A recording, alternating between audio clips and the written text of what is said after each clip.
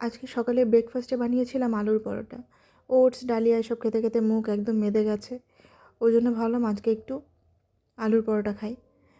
লবণ দিয়ে আলুটা সেদ্ধ করে ম্যাশ করে রেখেছি পাশে। এবার পরোটার পুর বানানোর পালা।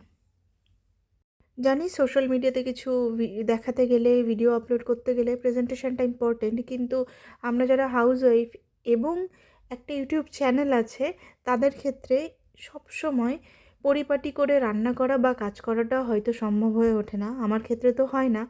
আর সেভাবে করতে গেলে 6 মাসে 9 মাসে একটা ভিডিও আপলোড করা হবে। তাই যেভাবে পারি, যেমন পারি সেভাবেই ভিডিওটা আপলোড করি। আর এতেও যে একদমই কষ্ট হয় না সেটা নয়।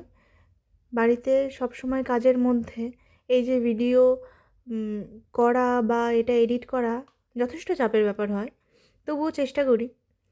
তো কথা বলতে বলতে আমার আলুর পরোটা কমপ্লিট। এখন পরোটাটা বেলে নিচ্ছি। যে কোনো পুর দেওয়া পরোটা বেশি পাতলা করে বেলতে পারি না আমি, বেলা যায় না হয়তো। আর ঘি যেহেতু খাই না, হালকা রিফাইন্ড তেলে ভেজে নিয়েছি। প্রত্যেকটা পরোটা এভাবে ফুলে ফুলে উঠেছে আর দারুণ টেস্ট হয়েছে।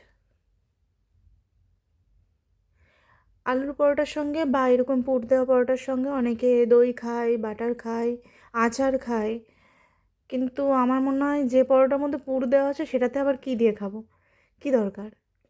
এত সফট হয়েছিল খেতে, এত টেস্ট হয়েছিল, অনেক দিন বাদে বেশ ভালো লাগলো।